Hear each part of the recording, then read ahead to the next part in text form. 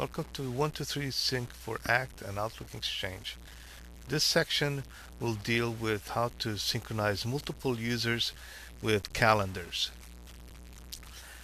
There's quite a few challenges dealing with multiple users. The easiest challenge is to sync one Act user to Act contacts. These functions work the same way as dealing a single user. So if you want to know more about this, please go to part 1 that deals with single user synchronization. But what we do within 123 Sync, we can sync individual users to contacts in Exchange and the calendars. So taken from there, one of the biggest challenges we have is when you have on a multi-user sync environment where you have Tom, for example, on this slide that will sync. You have the same meeting being scheduled across 3 different platforms as well as with the same subject line. And at the same time, you have internal people in the company who are scheduling or adding that meeting to their list of meetings to attend. So what 123 Sync does, it actually manages these interactions of this particular meeting, which is urgent sales at 11, and it manages these requests and puts them all together into one meeting. And what happens when users actually abstain themselves from the meetings, and they do that by deleting the meeting from their calendar. So how does 123 Sync deal with all that, and how does that 123 Sync portray that into the different activities in Exchange? So for each user in 123 Sync, it has individual settings of calendars and folders that exist in Exchange. We support multi-user scheduling for single and recurring events, and we'll go through the demo when we show that. And we have full support of the prevention of the generation of the body text. The reason is if you have multiple users that are scheduled within the same calendaring events, you don't want the generation of the body text because of security concerns. So we prevent that from happening. And of course, we have 0 duplicates. From what we've seen, we don't create duplicates when we do these complex synchronizations. All the calendars are all synced from a single location, so you don't have to go to all different PCs to sync calendars. So before you do any type of multi-user synchronization, you need to set up the users and allow them to synchronize. And you do that by managing grant access to each user that's going to be involved in the multi-user. What you want to do is allow any users that are going to be scheduled within their own database to have view and schedule capabilities on their access. So you click on access, click on view and schedule. So when we log in, we can actually set the scheduling or modifications that other users put into any schedule that are created. By doing that, you enable then multi-user scheduling and synchronization within from Act over to Exchange. If you don't do that, 123 Sync, we will encounter a permissions issue where we cannot modify items that should be modified, and the sync will not work properly. Let's get back to Outlook now and see what we have. We have 3 folders. One is Tom1, Tom2, Tom3, which are folders that are dedicated to our 3 users. Each one has a calendar, Tom2 and Tom3. And the calendars, we're going to start with the empty calendars. So what we're going to try to do is map these calendar items over to our Act setup. So let's just go to 123 Sync, go to Tom2, then we'll select the Tom2 calendar, contacts first, and then the calendar. Just check mark that. Then go to Tom3, click Contacts, click Calendar. So now we have 3 users that have been set up with their respective Outlook, Calendar, and Contact folders. So now let's just exit the 123 sync interface. We don't need that anymore. So now we just go to 123 sync and basically double click on it and sync all the data from the 2 calendars to everybody. One thing you should always look for is if you see any errors on the first sync from 123 sync, and just check that out and then report the error or take appropriate actions to fix the error. So let's now see how this all works. Let's look at Outlook. We have the 3 contact folders, the 3 calendar folders, and I've cleared them all of any items. While in Act we have the same thing. So what I'm going to do is just create an activity and just schedule with more contacts with all the users, a multi-user activity with Tom, Tom2, and Tom3. So just go multi-user, just call it 4 ones, and now it's scheduled. And what we can do is just run the 123 sync, and that will take activities and then put them on the correct folders.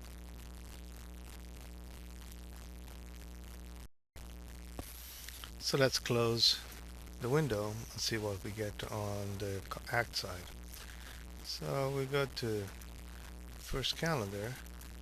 We'll see Tom with everybody scheduled, and you can see, let me reduce to this. You can see at the bottom here that is actually linked to all the contacts that are the users in Act. So, and then we can just go down to calendar 2 for Tom 2. So you click here and you can see there that it's been scheduled and everything there. And the same thing for user number 3. There we go, it's linked to the contacts, and then we have it. So now what we want to do just on user number 2, let's just modify it and just say, okay, instead of number ones, let's call it number 2s, and we want to add details to the activity. So this is activity details, body text. Just go here. So what we've done now is modify the calendar item, the single calendar item in Outlook, and see how it syncs back into Act. And we also added the activity details. So we double click.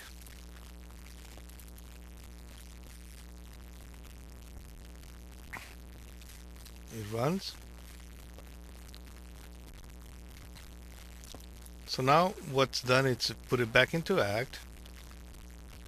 So if you run it again, now it's actually going to propagate to all the users that are part of the activity. So you would need 2 syncs in order for these modifications to go through to all the users. So now let's just go back to Act and see what we get. Here we go, F5. Oh, now we can see there's an icon for the details. So now the details have been put back into Act, the activity details, as well as the modification that we made on user 2. So let's go into Outlook, and because we were doing some syncs, let's just restart Outlook. On an Exchange server, this wouldn't be pertinent, but when you're having Outlook as your main transport, yeah, you probably need to restart it. I would suggest restarting it after sync. So let's go to Calendar in Outlook. Just click on the item. Here we have, and then now the details is right there. So what we've done is propagate the details from one user to all the other users within the same appointment, as well as the modifications. So now we have 3 users that are being scheduled, and these 3 users have a calendar item that they have to meet. So we can actually see if we want to go, okay, if Tom 1, or let's just go to Tom 2, and Tom 2 doesn't want to be there, he'll remove the calendar item. So what you really want to do when somebody like that removes it from his item, you don't want to remove it from the other contact folders. You want it to update the people that are actually active in the calendar. So let's just sync and see what happens.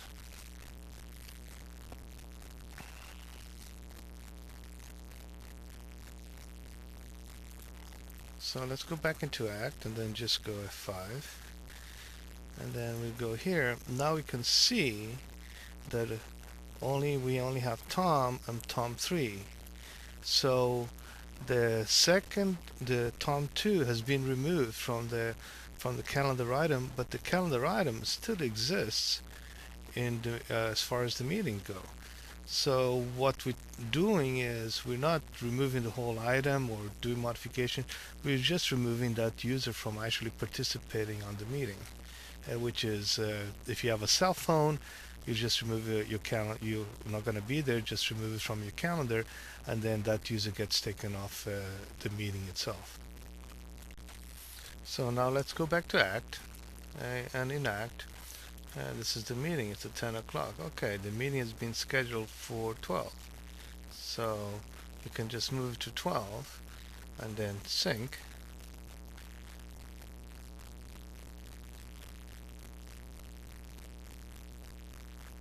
And if we go into Outlook, instead of being 10, if we go to the calendar, it's going to be at 12. So what we've done now basically is any modifications in time or when the meeting is, it actually reflects in Outlook. So now within Outlook, we could say, well, the meeting is not on Monday. So the meeting actually has been moved from Monday to Wednesday at 11:30. So we do that, we go, and what we can see here is that on Tom 3, which is part of the meeting is still at noon. So we just go into sync and do the sync twice. So now it's syncing back to Act. Sync it again. Now that it's syncing from Act over to Outlook and making all the modifications that we need. So you're looking at least 2 syncs. And then we're just going to Tom 3 and see what happens. And there it is. So now you've modified on Tom 1, and Tom 3 is affected as well. And of course, the meeting in Act has been moved as well. So this whole coordination of meetings is now being managed by 123 Sync. So of course, if you're going to Act and you go and erase the meeting and just say, okay, you want to delete this activity, say just delete this activity when you run the 123 Sync, and the activity now should be deleted from all the users that you're actually synchronizing.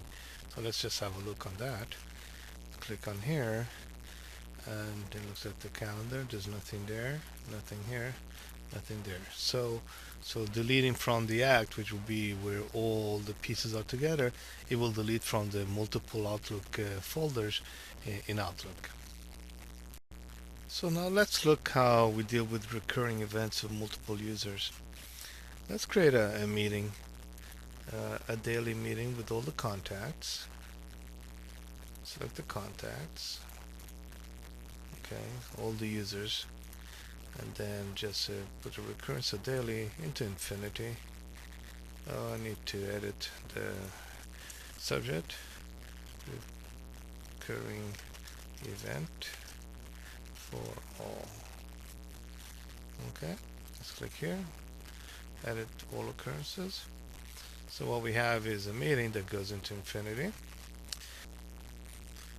So let's just go into 123 Sync, double click on 123 Sync, and it will run the sync for us. So what it's doing now, it's putting the recurring events into into the different contacts. So we'll go here, just look at the different users. Just close this. We'll go to calendar here. So everybody, Tom 1 through 3, has the meeting. So now let's just go to Tom 3 and just delete a particular occurrence and see what. Let's just delete Tuesdays and Thursdays of this occurrence. And on recurring events, if you delete an individual instance, you delete it for everybody. So let's go and sync that. And what we're doing now is syncing the recurrence exceptions from from Outlook over to Act.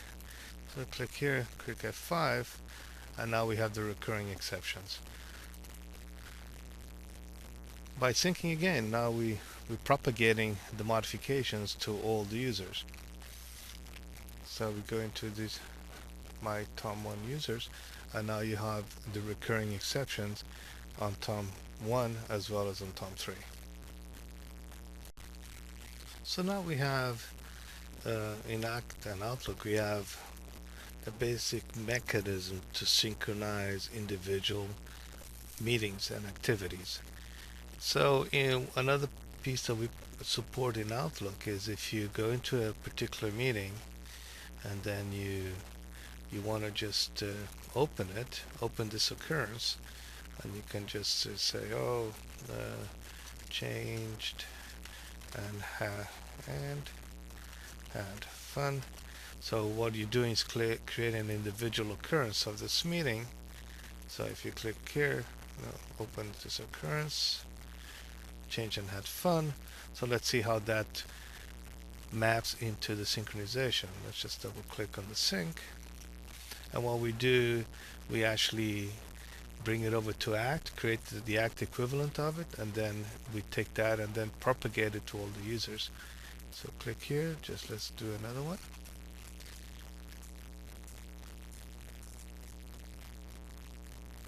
And there we go, we're done. So now let's look at Outlook, and we can see in Outlook that the activity, now it's an individual activity for Outlook. And as well, let's just look at Tom 3. It's an individual activity, while we still have the series going on here, which it matches exactly what's happening in Act. So in Act, this is an individual activity with the same subject, as well as this is the series of the recurrence activity series. So what we're doing, we not only we do deletions, but as well we do modifications and synchronize the modifications between the different users and Act and the Act recurring activity.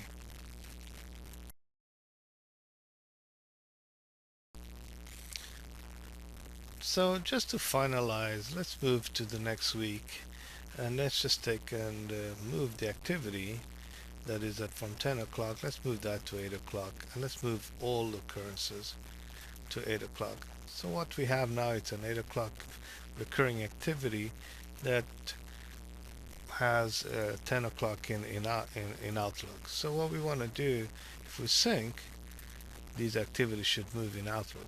Basically, it will match the recurring activity changes that we do in Act. So let's close that. Let's go back into Outlook, and here we have 8 o'clock. So what we've seen is a full integration of recurring activity mechanisms between Act and Outlook and Act. Or in this case, and in all cases, it would be Outlook or Exchange. This concludes our presentation on how to synchronize a multi-user Act database with a multi-user folders in Outlook or Exchange, where you can actually synchronize singular or individual activities as well as recurring activities one way and two way. Thank you for taking your time to watch us, and please contact us if you have any questions.